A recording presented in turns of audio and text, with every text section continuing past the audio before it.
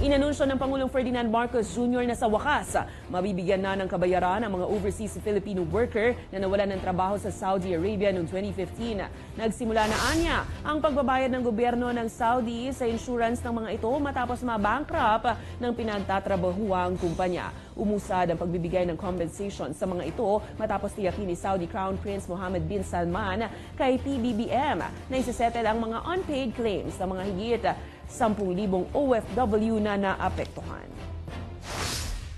Iskulang balitaan ang ating mga OFW na nagaling sa Saudi na patuloy na ang pagbayad ng insurance ng Saudi Arabia sa mga empleyado ng mga kumpanyang na bangkarote nag-file ng claim sa insurance. Nakaprocess na ang Overseas Filipino Bank at Land Bank ng 1,104 Alinma Bank indemnity check. Yung Alinma Bank yung ginagamit sa Saudi Arabia.